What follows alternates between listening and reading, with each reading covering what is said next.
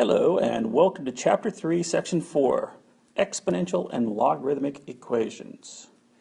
First off, we're going to solve our exponential and logarithmic equations. We know that if we have an exponential, we need to get the bases to be the same. Well, we already have the one base of 1/2 raised to the x power equals, now we need to put 32 in terms of the base 1/2. So we put our base 1/2, and since it's 1/2 and we know that 32 is 2 to the 5th, we know that's going to be negative, and the 5th, which is the 5. Now the bases are the same, so now we can just set the exponents equal to each other. X equals -5. Now we're going to have a problem with e. Well, we know that the inverse of e is ln, and if we do the ln of an e, the ln and the e become 1, and the exponent drops. So we need to do the ln of both sides, so that's the ln of e to the x equals ln of 2. Like I said, the ln and the e cancel each other out, and that makes x equal to ln of 2. And you can leave the answer like that. You don't need to put it in a calculator. Okay, we've solved logs before, and we know to be able to solve a log, all we have to do is raise the exponential to the log base 4, and the base of my exponential is going to be the base of the log. So in the case of this, my base of my log is 4, so the base of my exponential is going to be 4. So these will cancel out, and that will leave me with x equals 4 to the 3rd power, which we should be able to go ahead and multiply that out and get x equals 64. Okay, now we want to approximate the point of intersection of the graph f and g, then solve the equation f of x equals g of x algebraically to verify your approximation. So that's for the first problem right there, and it says f of x equals 27 to the x and g of x equals 9. We have the point of intersection, and we're going to estimate that. It's counting by 2s, so let's say x equals 2/3. Okay, we need to check to see if that's true, so we set the two functions equal to each other, so that's 27 to the x equals 9. Okay, well, I need to get a common base, and 9 and 27, neither one of those can be the common base, but we know that both of them are multiples of 3. So 27 is 3 to the 3rd power, and since if I raise a power to a power, I multiply, so that's going to be 3 to the 3x equals, and 9 is 3 to the 2nd power. Now that the bases are the same, we just set the exponents equal to each other. 3x equals 2. Divide both sides by 3, and we get x equals 2/3. So our guess was correct.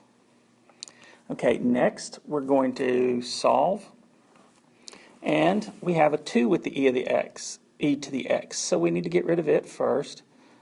Divide by 2, and that gives me e to the x equals 5.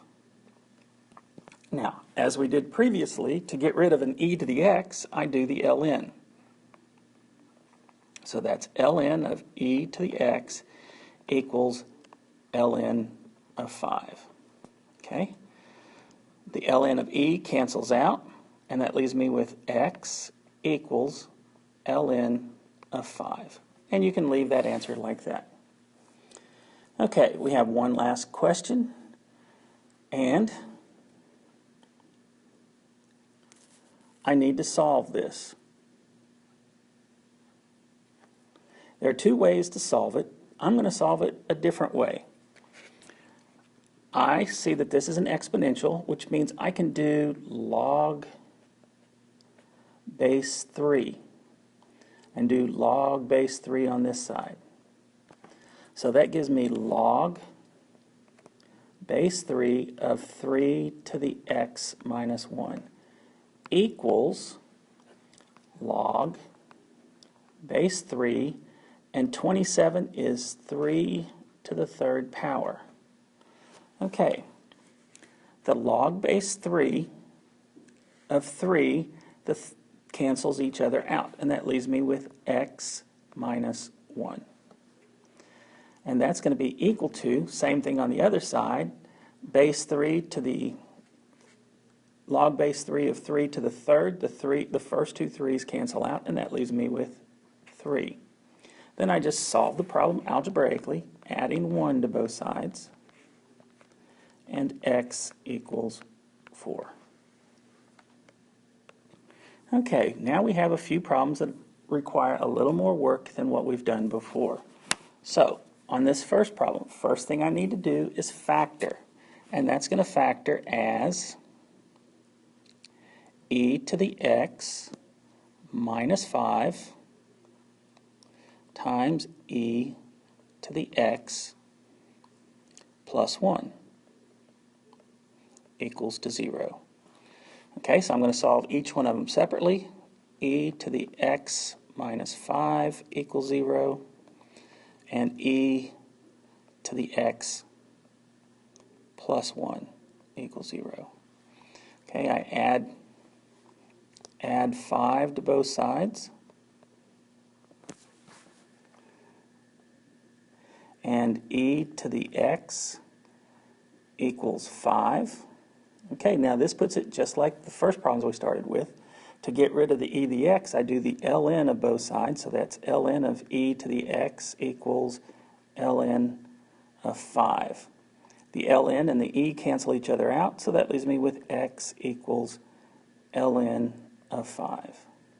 Okay, now I do the same thing on the other side. I subtract 1 from both sides, and that leaves me with e to the x equals negative 1. Well, since e to the x cannot be equal to negative 1 to a negative number, that's going to be an extraneous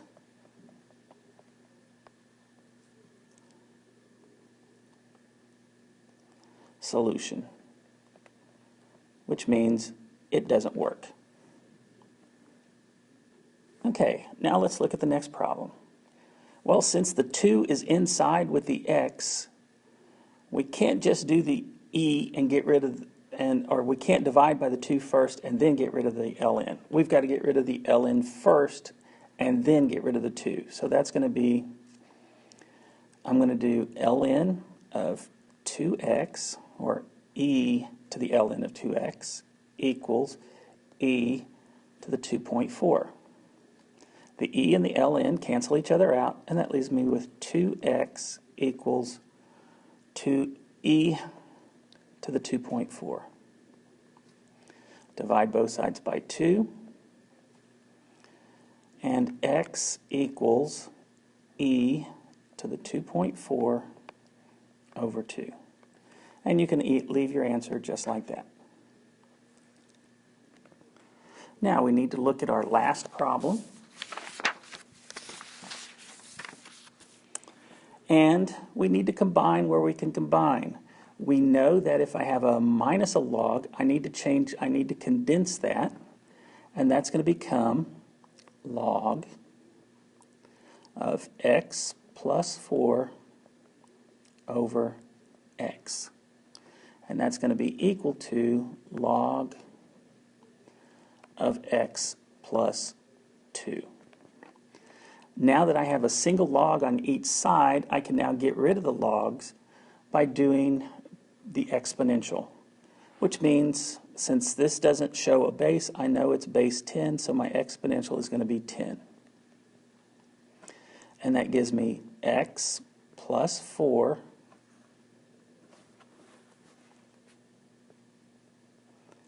over x equals x plus 2.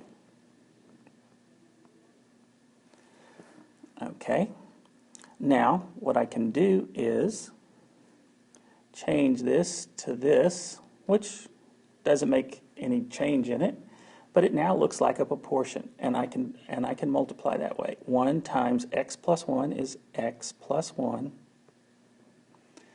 and that's going to be equal to x times x is x squared, x times 2 is 2x.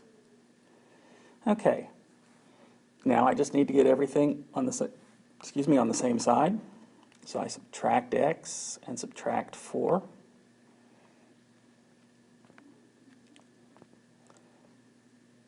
And I end up with x squared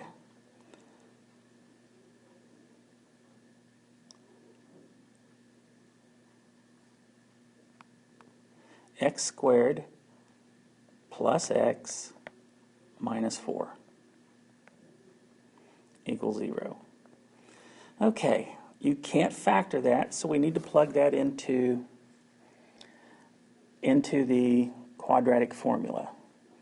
So that's negative b plus or minus the square root of b squared.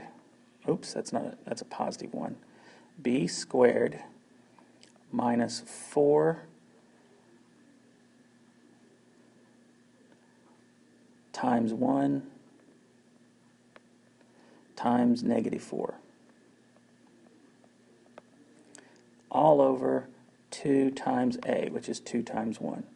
So that gives me negative 1 plus or minus the square root of 1